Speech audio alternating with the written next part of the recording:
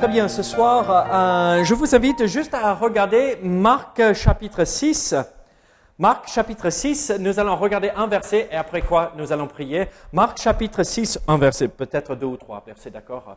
Et après, c'est pas ici, je l'ai pas mis, à vous de travailler, mais par la suite les versets seront affichés, donc ne vous inquiétez pas.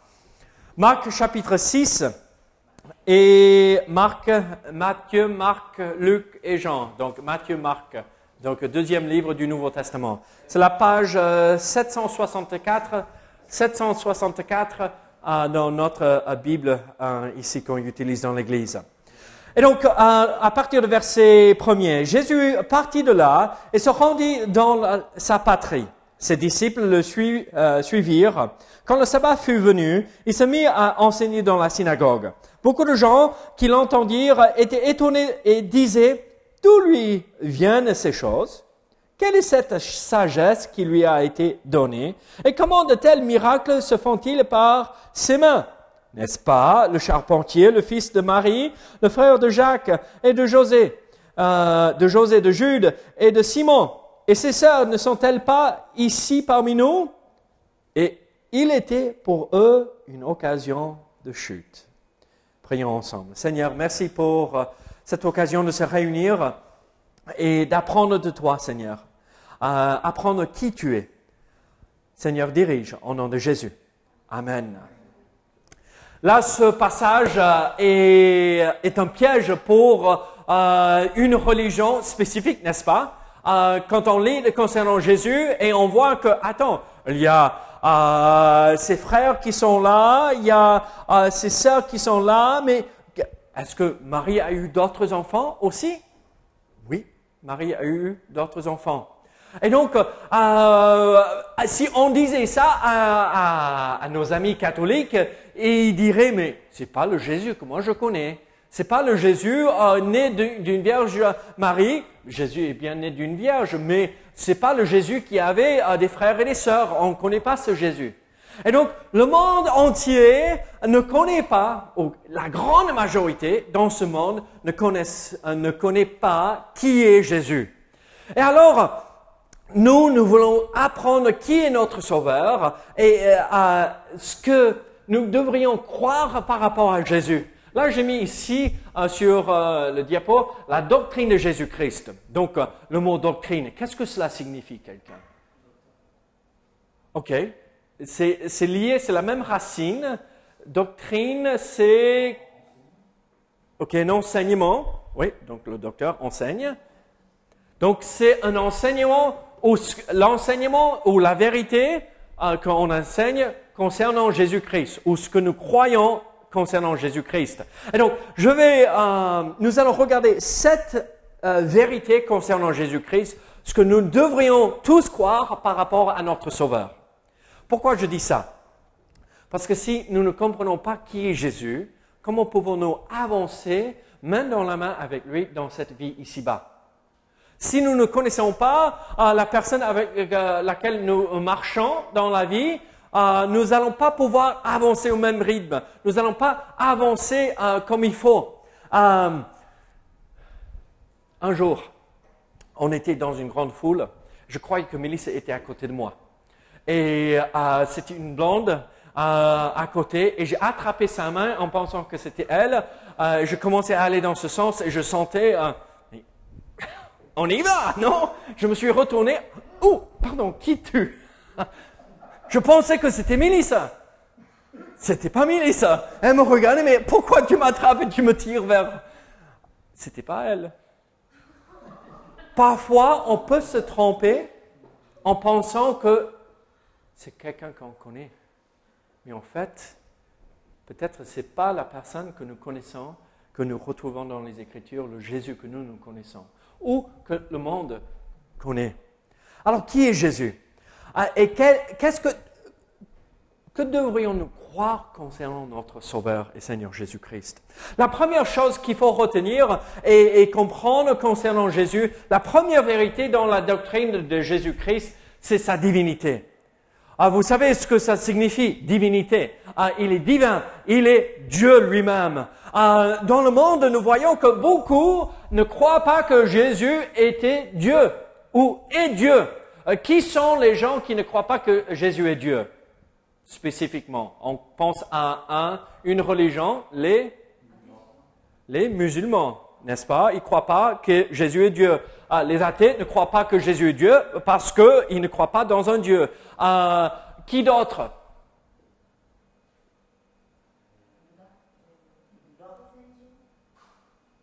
Qu'est-ce que tu as dit, Angelina?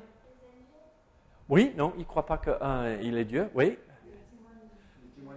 Les témoins de Jéhovah aussi ne croient pas. Regardez ce verset. En Hébreux chapitre 1, verset 8. Qu'est-ce que nous voyons ici? Donc Dieu, le Père, est en train de parler à Jésus, mais il a dit au Fils. Qui est le Fils? Ben, Jésus, n'est-ce pas? C'est un nom, un titre qu'il a, le Fils. Ton trône, ô Dieu, donc c'est ici Dieu qui parle à Jésus, et il dit, ton trône, ô Dieu, est éternel. Le sceptre de ton règne est un sceptre d'équité. Ton trône, ô Dieu. Comment Dieu peut-il parler à quelqu'un et l'appeler Dieu s'il n'est pas Dieu? Il serait menteur, n'est-ce pas? Et là, nous citons d'un verset dans les psaumes où on voit que Dieu est bien 2, 3 personnes. On ne le voit pas dans ce verset, mais il y a Dieu le Père, Dieu le Fils et Dieu le Saint-Esprit. Et là, Dieu, le Créateur de tout, parle à son Fils, Dieu le Fils, Jésus-Christ, et il dit, ô Dieu, ton trône est éternel. Quelque chose ne peut être éternel si ça n'existe pas depuis toujours, qui signifie que Jésus-Christ a existé depuis toujours. Et donc, il est divin, il est Dieu lui-même. Et regardez, si nous ne croyons pas que Jésus est Dieu lui-même, nous ne connaissons pas ce Jésus avec lequel nous marchons, ou nous essayons de marcher. Et si on ne le reconnaît pas comme Dieu, on ne peut pas le reconnaître comme sauveur non plus. Il faut le reconnaître comme Dieu pour être sauvé. Mais nous voyons une autre chose. Donc, première vérité dans la doctrine de Jésus-Christ, sa divinité. Deuxième vérité, son humanité. Est-ce que Jésus est homme? Est un homme? Pardon? Il a été homme, oui. Et il a toujours un corps glorifié. Donc, entre guillemets spirituel. Mais il a un corps de chair, mais glorifié aujourd'hui. Et donc, quand Christ s'est incarné et devenu un homme, il a pris sur lui une forme humaine, et il est devenu homme à 100%.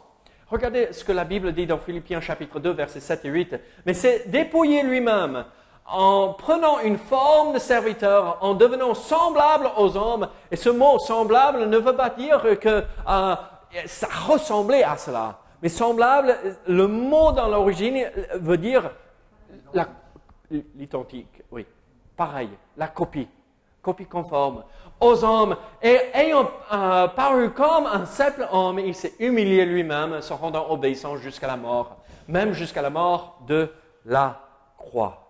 Alors nous voyons que Jésus-Christ était Dieu, mais il était aussi 100% homme. Certains disent et nient l'humanité de Jésus-Christ. Ils disent non, c'était Dieu, mais il a pris une forme, c'était un fantôme, mais ça sent... Non, c'était un homme comme vous et moi. La Bible dit dans Hébreux chapitre 4 que nous avons un souverain sacrificateur, en parlant de Jésus, le représentant pour nous, l'humanité, devant Dieu le Père, qui peut compatir à toutes nos faiblesses, parce qu'il a été tenté, comme nous, dans tous les domaines, sans commettre de péché. S'il n'était pas 100% humain, il ne pourrait pas compatir. Il ne pourrait pas comprendre. Tony, je suis fatigué aujourd'hui. Est-ce que tu comprends ce que ça signifie d'être fatigué? Ouais. Pourquoi? Oui, mais pourquoi tu le comprends? Tu as traversé cela, non? Après le boulot, tu as vécu cela toi-même. Mais Jésus a vécu les mêmes épreuves que nous, sans jamais tomber. Quelle joie de savoir que mon Dieu, mon Sauveur, peut comprendre ce que je vis. Et il ne dit pas, ah là, sale personne, loin de moi. Non, il dit, je sais ce que c'est. Et j'ai payé la dette de ce péché pour que tu puisses rentrer en communion avec moi. Viens, je t'aide. Alors nous voyons sa divinité, son humanité, mais nous voyons aussi que ce n'était pas juste simplement Dieu éloigné dans le ciel, il n'est pas juste devenu un homme, un bébé, mais regardez ce que nous voyons aussi cette réalité qu'il avait un vrai ministère parmi nous sur la terre. Regardez Actes chapitre 10, verset 38. Vous savez comment Dieu a oint du Saint-Esprit et de force Jésus de Nazareth, qui allait de lieu en lieu, faisant du bien et guérissant tous ceux qui étaient sous l'empire du diable, car Dieu était avec lui. Et alors, oui, c'était Dieu, c'était un homme, mais il était là pour servir l'humanité. On va le voir avec un peu plus de détails par la suite, mais il a vécu parmi nous. Il a servi les uns les autres. Oui, il est venu pour montrer le chemin. Là, c'est un exemple extraordinaire. Le Dieu créateur est venu pour servir.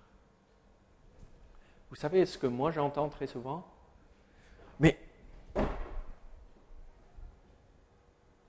pourquoi moi je dois faire ça et pas lui? Mais vous vous prenez pour qui, vous? Vous savez, on entend tout. Mais qui sommes-nous pour se donner ces airs supérieurs quand le Dieu créateur est venu pour marcher parmi nous, pour nous servir? Vous vous rappelez ce que Jésus a dit? Le premier dans le royaume de Dieu, le plus grand, qui est-il? C'est le plus petit serviteur. Alors, à nous de suivre l'exemple de celui qui est venu pour faire du bien, pour guérir les uns les autres, qui veut dire venir pour servir, avoir un ministère. Il est là pour nous servir, à nous de suivre l'exemple de notre Sauveur et servir Jésus. Alors, nous voyons sa divinité, son humanité, son ministère ici-bas, mais nous voyons aussi sa souffrance. Il ne pourrait pas être un sauveur sans passer par la souffrance. Jésus, s'il est né sur cette terre, il a vécu 33 ans sur la terre et après il est reparti. Est-ce qu'il aurait pu être un sauveur à ce moment-là, sans mourir? Non. Il fallait qu'il meure pour payer la dette de les péchés de Paul et que ses péchés. Parce qu'il y a un paquet là. Hein?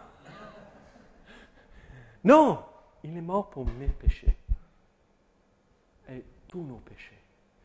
Et regardez ce que la Bible dit.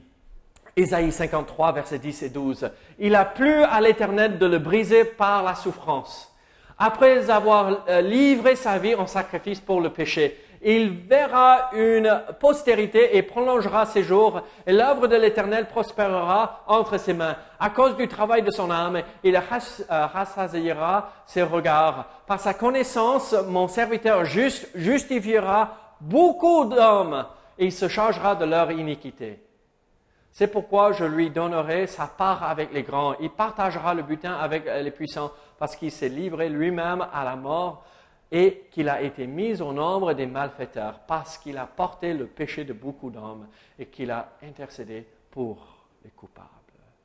Et quand il intercédait pour les coupables, il pensait à moi.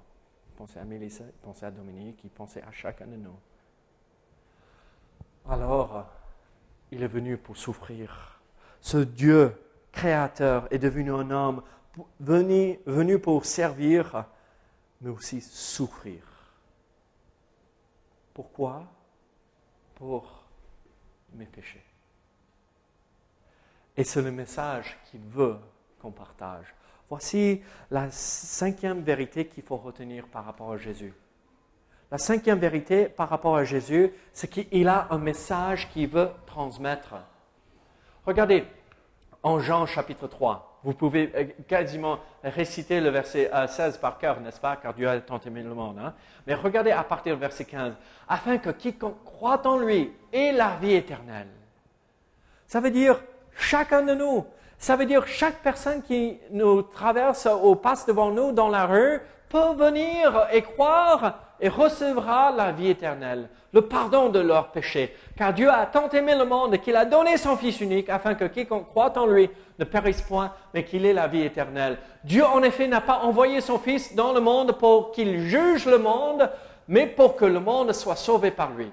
Celui qui croit en lui n'est point jugé, mais celui qui ne croit pas est déjà jugé parce qu'il n'a pas cru au nom du Fils unique de Dieu. Qu'est-ce que nous voyons? Est-ce que Jésus est venu pour taper sur la tête de tout le monde? Vous êtes des horribles pécheurs? Non. En fait, être dans la présence de Jésus-Christ, on sait instantanément, par instinct, moi je suis sale. Je suis corrompu de péché, lui il est parfait. Mais est-ce que c'est lui qui me condamne comme cela? Non. Il dit, moi j'ai tout réglé. Viens pour que je puisse effacer. Et il le fait. Je vous pose une question. Est-ce que vous avez partagé ce message? Est-ce que vous avez partagé ce message avec ceux qui sont perdus? Il faut. Ça, c'est la responsabilité que nous avons en tant qu'enfants de Dieu. Nous voyons qu'il y a un message lié à Jésus-Christ. Mais il y a deux dernières choses assez rapides que nous allons voir. Oui, il est Dieu. Il est devenu un homme. Il a servi l'humanité pendant sa vie ici-bas. Et il sert l'humanité toujours à travers la souffrance. Le message qui est lié avec sa mort et sa résurrection de Jésus-Christ. Mais maintenant, qu'est-ce qu'il fait? En fait, il nous représente auprès de Dieu. Son sacerdoce, qui veut dire, il est devenu le prêtre pour nous. Le prêtre dans l'Ancien Testament, c'est celui qui est intercédé en faveur du peuple devant Dieu. Donc, qui veut dire, moi je suis prêtre pour Dominique, entre guillemets, d'accord? Et Dominique, tu as vraiment blessé Paul. Tu as eu un comportement juste horrible. Et Paul me dit, tu sais ce qui s'est passé? Je dis, non. Qu'est-ce qui s'est passé? Oh, là. Et je vais vers toi, mais Dominique, mais qu'est-ce qui s'est passé? Et tu sais, ta réaction, David, j'aurais pas dû. Pardonne-moi. Et après, j'entends Paul qui se prépare, il va aller porter plainte à la police. Et moi, je vais vite voir Paul, mais regarde, ne t'inquiète pas. Regarde, moi, je vais même payer pour la faute. Et Paul dit, oh, ça va. Et Dominique, il a demandé pardon? Oui, tout est réglé, tout va bien, vas-y, parle-lui. Et tout est rétabli. C'est ce que Dieu fait ou Jésus fait pour nous. Il me voit tomber dans le péché et Dieu dit, regarde, il est tombé dans le péché, je dois le juger. Ouais. Et Jésus dit, attends Père, j'ai payé la dette de ce péché-là. C'est réglé. C'est fait. Il n'a pas besoin de payer pour cela. Parce que je l'ai payé à la croix. Et Jésus intercède. Il devient l'intercesseur auprès de Dieu. Regardez.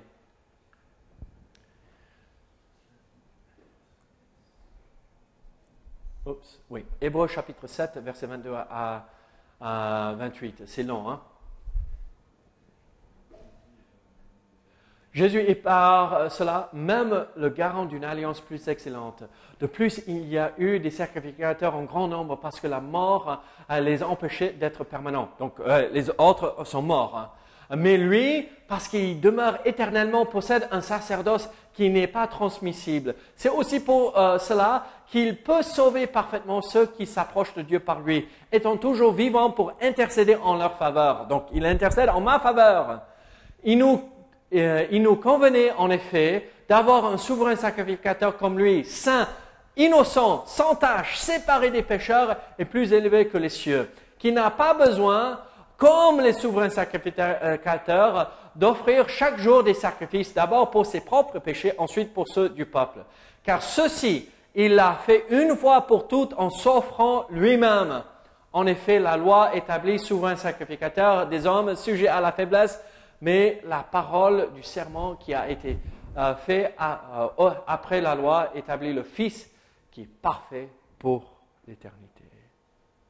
Il nous représente, il intercède en notre faveur. Ça, c'est merveilleux, hein? Et il y a une dernière chose. Son retour. Cette vérité importante.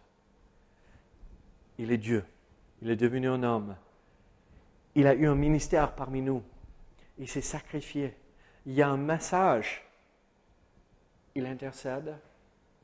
Et maintenant, il revient pour nous. Vous savez, j'espère ne pas voir mon lit ce soir. J'espère que je ne redormirai jamais dans mon lit. Vous savez pourquoi? Parce que j'espère être là-haut. Même si je suis crevé, je suis monté au lac d'eau aujourd'hui avec quelques personnes. J'ai eu des bonnes conversations avec eux. Il faut prier que le Seigneur utilise ces moments. Je veux dormir, mais j'espère pas voir mon lit. J'espère voir mon Sauveur face à face. Il revient. Êtes-vous prêts à voir son retour? Regardez ce que la Bible dit en Thessaloniciens 4. Car le Seigneur lui-même, a un signe donné à la voix d'un archange et au son de la trompette de Dieu, descendra du ciel et les morts en Christ ressusciteront premièrement. Ensuite, nous les vivants qui serons restés, nous serons tous ensemble enlevés avec eux sur des nuées à la rencontre du Seigneur dans les airs. Nous serons avec le Seigneur pour toujours. Christ revient. Angelina, tu es prête à voir Jésus dans les airs, entendre la trompette et la voix de l'archange pour dire « Monte, on y va, on rentre au ciel ». Ça fait pas. Oh, c'est une joie, hein? Oui. L'inconnu, ça trouble, hein? Mais ça va être quelque chose de magnifique. Oui. Tu sais ce qui se passe? L'ange, l'archange là, il sort sa trompette. Il enlève la poussière parce que ça fait longtemps qu'il n'a pas utilisé. Il commence à souffler, à chauffer les poumons.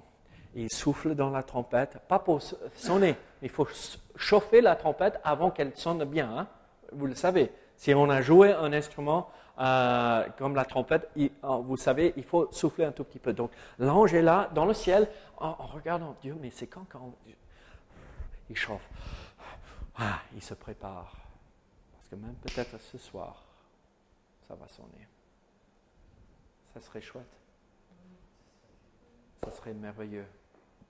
Sommes-nous prêts pour ce retour? Christ revient. Mais entre-temps, il intercède pour nous. Mais il nous a confié un message. D'aller et partager cette bonne nouvelle qu'il est mort pour nos péchés. Et ce message dépend entièrement sur la souffrance et la mort de Jésus-Christ. Mais c'est Dieu qui est venu s'offrir et son humanité nous donne l'occasion d'être pardonnés aussi. Prions ensemble et après on répondra aux questions. Seigneur, merci pour tout ce que tu fais pour nous. Gloire à toi, Seigneur, que tu es ce Jésus-là. Pas un Jésus inventé par les hommes, mais ce Jésus qui est venu se révéler. Le Dieu homme qui a marché, qui a vécu parmi nous. Au nom de Jésus. Amen.